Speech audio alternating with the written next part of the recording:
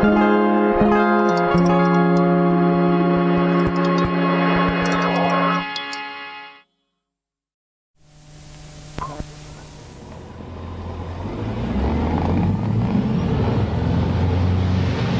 he's only got half his gun.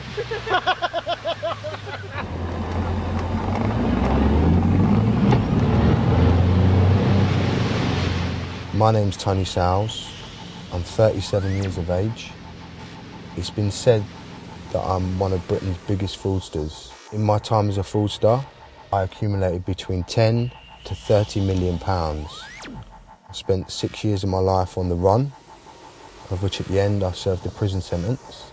I've now set up a company called Rid Fraud Limited, which combats the sort of frauds that I used to do to help this growing epidemic that's happening throughout the UK. I could sell rice to the Chinese. Committing fraud was as easy as that for me. The London fraud network is huge, starting with young fraudsters. The police couldn't give two flying pigs about fraud. I've only had one encounter and I managed to fraud that. To major organised criminal gangs stealing multi-million pounds through elaborate frauds and scams. People don't want to appear silly, that's why they don't ask questions. All your name has to do is just pop up on one of our computers and it's done. That's you. Money means nothing. Buy now, pay never.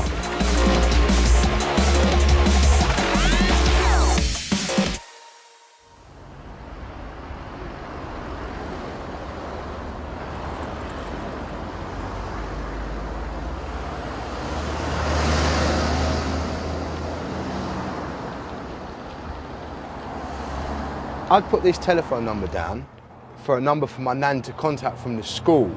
So if I decided to hop the wag or play truant, she could ring this number and I would answer the phone and say, "Hello, Howstow School, can I help you?"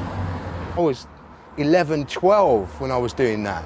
We'd go to every single one of those flats that were up in there and get people to sign our sponsorship form for £1. They phone a number and they say, "Hello, is the sponsorship form real?" And again, we'd say, "Yes, the sponsorship form's real, it's from Howstow School."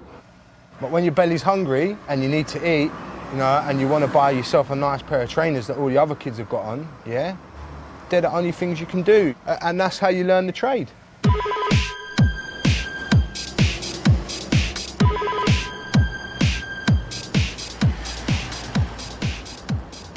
This isn't really the life. You're not making as much money as you possibly can legally. As soon as you apply for a job, you have to wait forever. And while waiting, you're on the streets doing nothing. If you're not doing nothing, then you're doing your daily grind, which is shotting a little weed. You have to commit these offences in order to eat food for the day. Obviously there's risks involved in doing them things. I've been shot at and someone tried to stab me.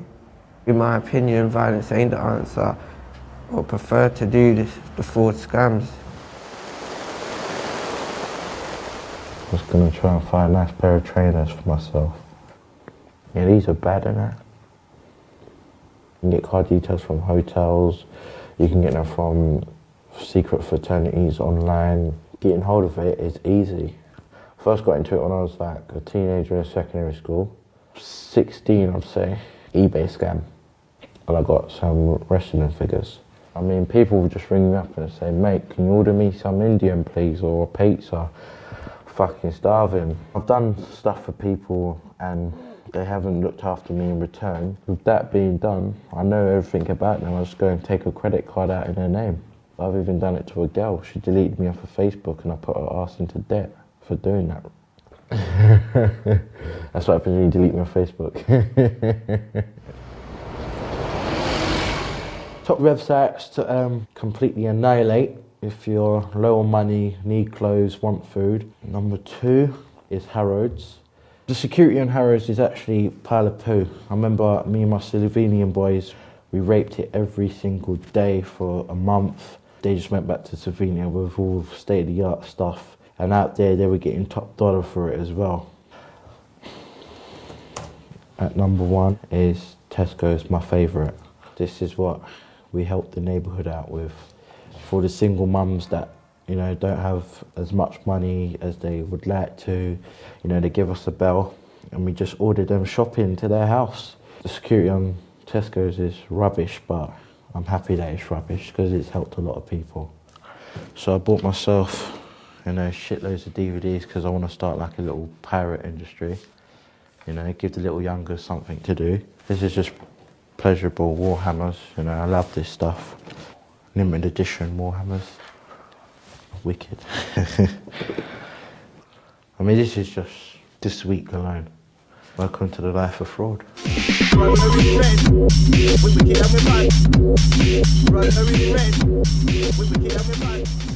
London's full and diverse of all different types of frauds going on continuously. I think the most bizarre one I ever heard of and know about is the Nigerian 419 scam of what they call black money. The black money scam just basically cons people into believing that there's a pot of gold at the end of the rainbow. 419 is no big thief. It's just a game. Everybody is playing. If anybody follow you, my brother, I go jump up. My name is Mr. Gold, and I'm here to talk to you about what we call wash. And basically what I want to show you now is how we can turn $300 into maybe $300,000. Sometimes we've targeted underworld people because, number one, they're the only people who will have substantial amount of money sitting down at home unaccounted for. Yes, we have taken money from the IRA. We were not intimidated by them at all. I go drop your dollar. Maybe I'll say I'm the assistant to Bin Laden. I have exclusive access to his hoard of money. The job now is to move the money from where it is to the West where it can be dealt with properly. But then we'll now tell them that unfortunately the money has come defaced. But it's not an issue because this is how security services normally move the money, and there are chemicals available in order to wash the money. The idea now is for him to buy enough chemical so that we can do his wash by the end of the week. We could never tell him what the secret chemical is. It's not really expensive, but we will tell him it's very, very expensive. It's only available to governments and whatnot. Magic. So you give them this. So there you go, Mr. Client. Go down the road, go and buy us some McDonald's. By the time they come back, the chest will be gone, everything will be gone, everything will be clean. 419 is just a game. You are the loser. I am the winner. Do people actually believe it? Yes, they do. They believe it. To be honest with you, I could not be in the room because I would laugh. I've got a nice house, the cars, the women, the whole shebang. And it's a lifestyle that has been bought with this kind of business. Cut.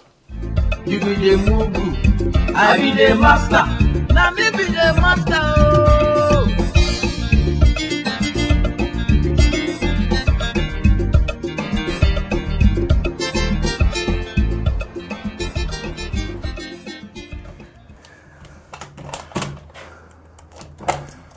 Key still works. Let's have a look.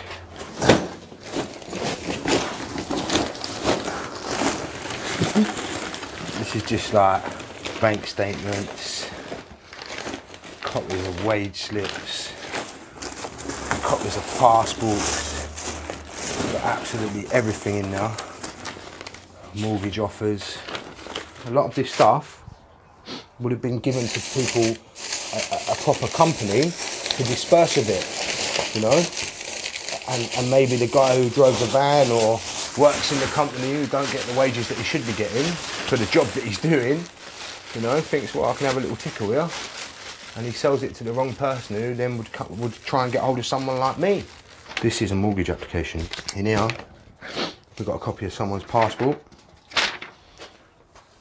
We've got a copy of someone's P60, so now we've got the national insurance number.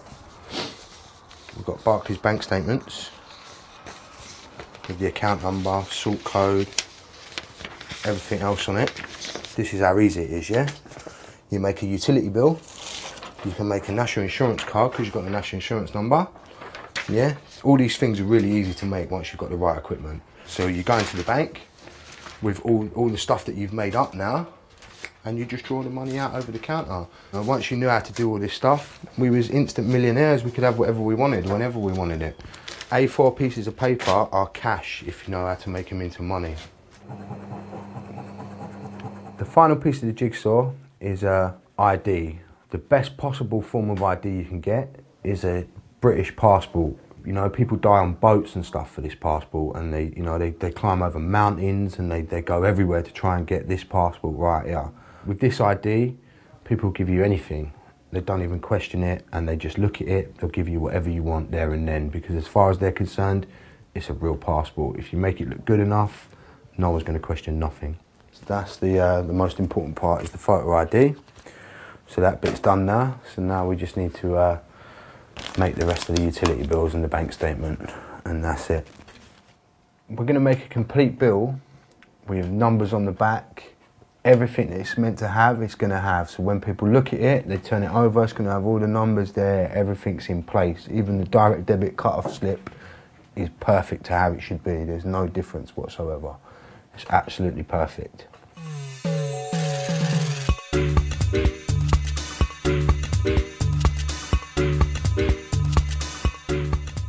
People would see it as hard work, but it's not. It's an easy thing to do. Whereas most people walk past the shop and they don't see anything, we're walking past the shop and thinking, oh, let's have a little look in there and just see what we can do. Yeah. She's green. What, that girl, look how young that girl is. What, she's 20, what's she gonna know? There's so much Saturday staff come into play. Do you do finance? My wife said you do, yeah? Yeah, it takes about 15-20 minutes to do on the system. Okay. Just need some formal identification, possibly like a debit card. You know. Yeah, now these people are not trained in any type of financial background at all. You can go to them and say, I'd like to open a store card today in your store, please. And they'll say, okay, thank you. Could you fill this form out, sir? The House of Fraser store card, do you do a House of Fraser store card? You do, yeah? Do I have to bring any ID with me, or? We'll need a form of ID, like a credit card. Oh, right, I got that, yeah. Yeah, that's fine. And just that's fine, yeah? All right. Thank you very much. They don't want you to take it more than they think you want to take it. So just let them sell it to you. Hello. I was just making some inquiries, really. I see you up to 3 years interest-free credit. I'm looking to get my wife a 10-year anniversary present. Okay. Yeah, that looks all right. It's a nice looking watch, isn't it? Yeah. Marital status, you're married? Married, yeah. 10 years, was it? 10 years, yeah. Same as me this year. Oh, yeah? Well, you don't look old enough to be married 10 years. 10 years, July. Wow. Do you have any proof of residency at all with you? Yeah, I've got driving licence or utility bill? I've got a utility bill. Yeah. I've one bit in the car. There you go. Thanks. They haven't got a clue what they're looking at, what ID they're looking at, how to check to see if the ID is real or not.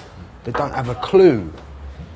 And that person could issue you up to £5,000 credit on the spot there and then. Right, you have 6 autographs in total, sir. Signature there, signature and date on that one, and then there's 3 copies of it basically. No one problem. for you, one for Hitachi, and one for Okay, sir. Go and get the card. I've got to do a couple of little bits just down there, yeah? We'll have the watch ready, we'll have all this done, all the paperwork sorted. Thank you, sir. We'll see you. Thank you very much. That's all right. Thank you. You've done well, thank you. See you later, yeah? See you later, bye-bye. Bye. On one day, it could be that there might be 20 of us out, and that girl does 20 applications in one day. That poor girl is going to get in trouble. Well, before I met Tony, I used to do robberies. I was robbing like doorstep collection people. I was getting in so much trouble.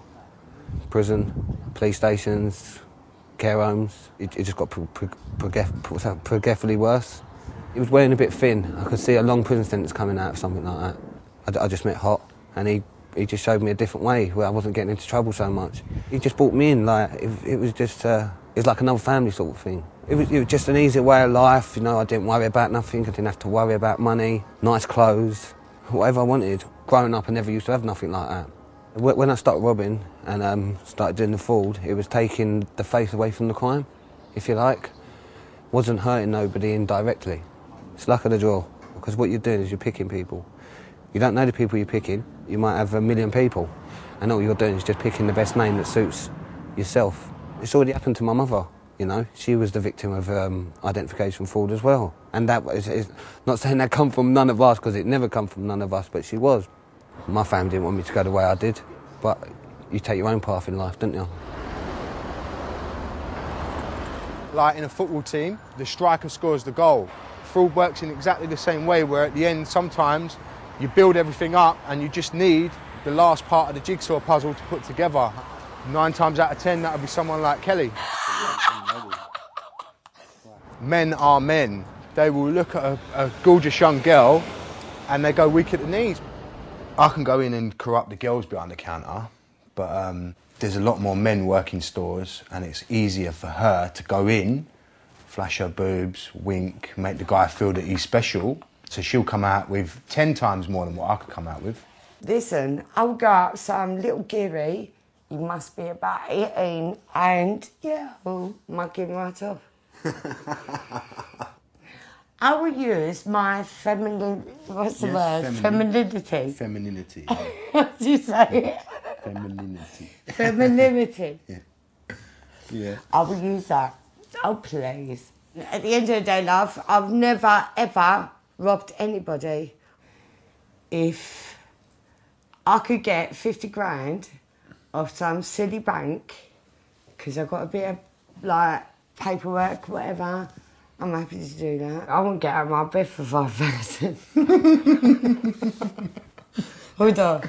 No, you wouldn't. You love money too much, man. I wouldn't get out of my bed for it. You know, in that game, sometimes people, when they get a bit nervous, they turn to drink or drugs to just sort of calm their nerves a little bit. I think sometimes a lot of what happens with these people is that they've earned so much money in the past and they've had such a good life that things start to spiral out of control.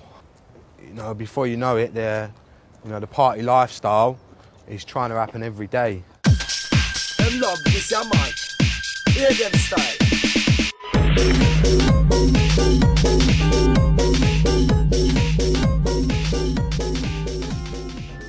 Dave? Hell. Johnny! Hey, how you doing, mate? Yeah, I'm You all right? good. Yeah, mate, I'm all right. Yeah, how are you? You all right? This is Dave. And I do apologise about him right from the start. I blame the parent. Right? Yeah. I've known him a long time. When I first met him, I had Fringe. This is one of the local heroes of our little block, right? That's what right? they say. Done it all properly, yeah. He was always, and I mean this most sincerely, a little bit smarter than your average bear boo-boo, right? He was a little bit above his years. No, I don't mean it nice. I looked at you as a threat. I hated him. I hated him. The only reason I talked to him was I fancied his mum. Come on in, mastermind. No, I don't have to be the best fraudster, because I know him. And he don't have to be the best fighter, because he can ring me, yeah? Each to his own, all sorts of courses, right peg in the right hole. I'm a completely different era, and the only way to be against the law or criminal in them days, you all had the same haircut, you all had the fat nose, and you was a gangster, you know what I mean?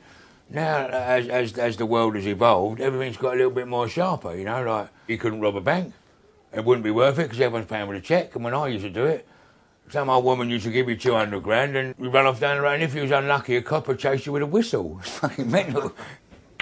Their criminal mind is so sharp. They are crucifying, they are slaughtering these fail-safe things that they're doing within hours. How could I get away with a fraud? Look at me. Stop it. Criminals spend their money very, very fast because they do not understand the concept of saving. And when you run out of money, you just then go out and nick some more, so you don't have to do the saving, you understand what I mean? Although you might not want to be squanderous and slap happy with your money, you can't help it because it's easy come, easy go, and I hate to say that, but it is like that. You know, very much so in Tony's case with the fraud thing, he never ever believed that that was ever going to stop. Right? Or otherwise he wouldn't have wasted the money he did on what he did. He must have thought this was going to go on forever.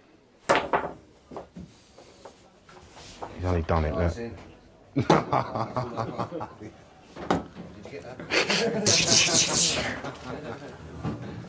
Come in. Next. Yeah, but I can't make a passport. I couldn't walk out of a fucking Breitling, I know. Unless I went like that. Give me the fucking work. You know what I mean? How's that for a fraud? Boom.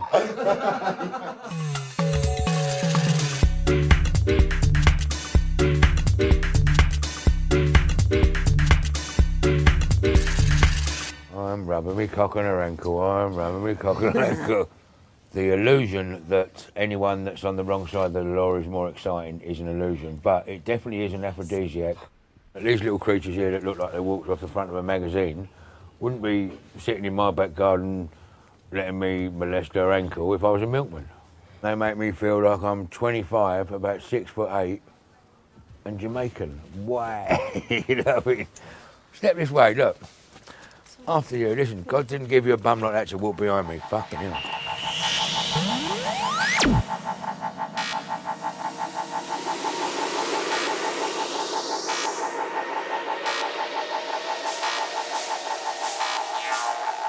I'm loving the way your legs bend, Blondie. I'm liking that little bendy look. I can tell the difference between gangsters and then sort of straight guys. Just even down to the way they talk a lot of the time and the words they use. Oh, your fucking legs! I just have that side to me that finds it attractive or feels excited by them. It's not like I'm used to that as a life as my teenager. Like when I was a kid, I was completely innocent. I didn't think, oh, I want to hang around gangsters. It was just something that just happened, really. I prefer the fraud side of crime more than anything else like violence and drugs. It is more clever, it's finding loopholes in today's society, because on both sides you've got people that are making a lot of money, and if the everyday people can use their brain enough to find a way to look after their kids lovely, their girlfriend lovely, and make a nice house. Sometimes I do think, well, good on to you, you've put enough brain power into it, you've made things happen out of nothing, and it might be bad to say, but I guess I don't mind that too much. I know that I know I've had friends that have had their identity stolen and their banks cleared, so they will probably hate me for that, and I know that's really bad, but fraud is more commendable. But it's our duty as a criminal, as soon as you're doing something that the rest of the world don't like, which is crime, you should at least do it with as much dignity, honour, respect, class, quality, professionalism as possible, because what you're doing is scummy, so at least do it with honour. Don't be an arsehole. All right, that's your lot, ladies and gentlemen. Thank you very much. The Courtney show is over.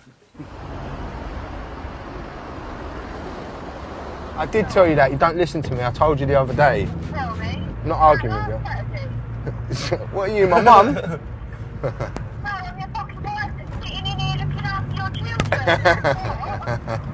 Yeah, please, bro, can you do that for me, yeah? Lindy? Oh, she's gone there. Oh, there's my son now. Yeah. There's my little boy.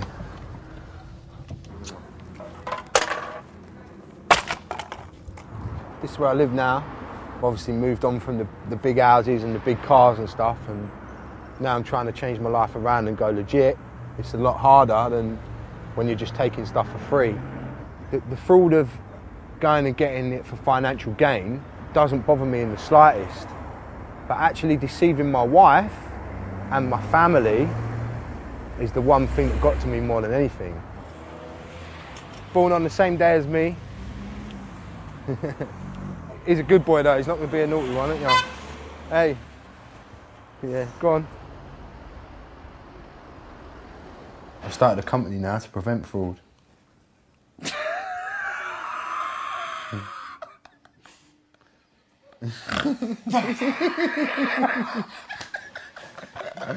I've gone straight kill, and now I've got my own company called Rid Fraud.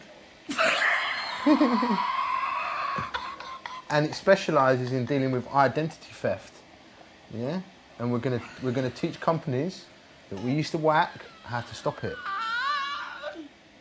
For real. Can I have a job?